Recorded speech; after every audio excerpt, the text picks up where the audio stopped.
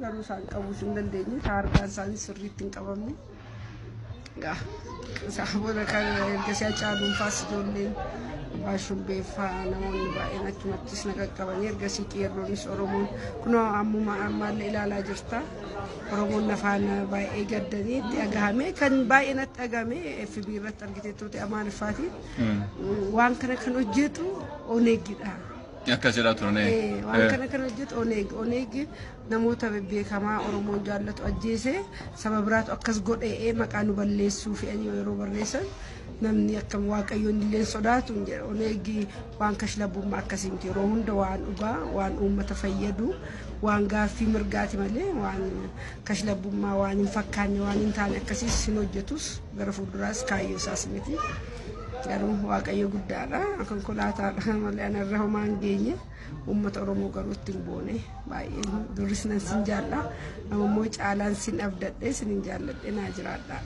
Ayyee funyee galatoomee amma akka dhuunfaattis ta'ee akka waliigalaatti atiillee dalagaa qabdaa keessummaa qabda waan ta'eef namni galateeffachuu barbaadu yoo jiraate galateeffadhuuti mana kee kanallee kunoo akkuma garuu waa hedduutu jira mee waa'ee mana keetii kanallee waa tokko jettaa mee waa'ee mana keetii kanarraa jedhiiti.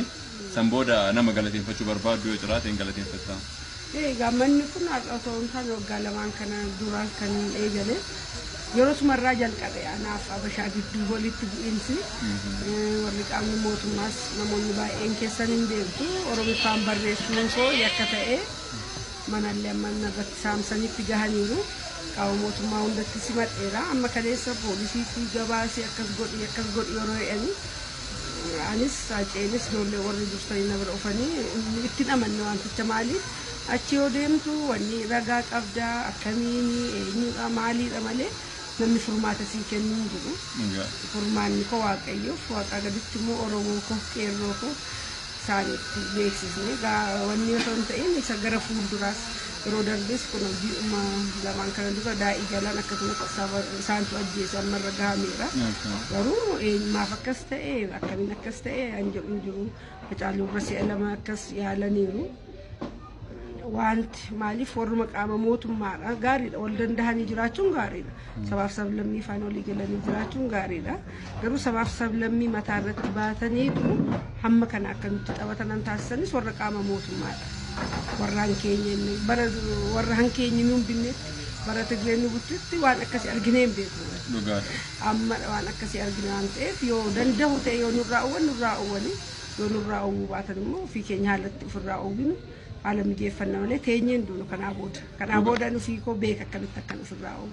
Artistoonni Oromoo bebeekamoon keessa jiran kan akka keeti maal gochuu qabani jechuun akkamiif eeguu qabani namni biraas. Waan guddaan otuuman dursamiin of eeggachuudha. Ergi ta'ee booda homtuu kan ta'u hin jiru. Otoo amma akka kaleessa konkolaataa koo erganii bu'ee isaan anumaan barbaadanii ta'uu danda'a. Otoo naannoo isaanitti qophaa'anii dhufaniiru meeshaas qabu'anii ergi ani du'ee booda sirriidha. Oromoon amma tokko gumaa koo deebisuu danda'a. Garuu otoo kuniin dhufii amma yoomitti uni meeshaa qabachuu yakkaan ta'u amma yoomitti namni meeshaa qabateetu sochoodha. Qaamni namoonni beekamanis hin beekamiinis abbumti barbaade meeshaa qaba sabni kaan. An Oromoo garuu qaamni siyaasaas yoo meeshaa qabate yakkadha. Namni dhuunfaas yoo meeshaa qabate yakkadha. Kanaa booda garuu ani karaa gama koo kana ofirraan hamma hin danda'e ofirraan orkan jira. Osoo argan du'uun hin danda'amu jechuudha. Artistoonni Oromoos bakka jiranitti inni meeshaa bitachuu danda'u meeshaa bitate. Inni meeshaa bitachuu hin dandeenye immoo meeshaa aadaan haamleen jira maccaan jira waan akkasiitiin illee amma tokko ofirraa uwwida malee kashlabbeen Abashaan akkasumatti hin taphattu ani karaa gama koo kanaa booda reediidha.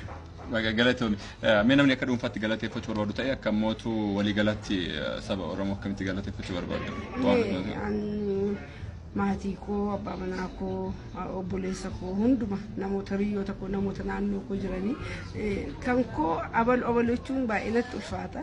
Namoonni waa'ee koo himaman Oromoon hundi waa'een koo isaan cinqa waan ta'eef namoonni meeqa waan baay'ee haamilee isaan naa kennan akka isaaniitti na jajjabeessan anas si hojjechiisa anas akkas godha anatu meeshaa sii bitaa haamileen isaan naa kennan iyyuu baay'ee na gammachiiseera. Oromoo hunda waaqayyo bakka jirtan sinaa eegu namni hankeessaniif sin jibbu rabbi sinirraa qabu naa jiraadhaa fayyaa ta'an jedha Oromoo hunduu galateeffata.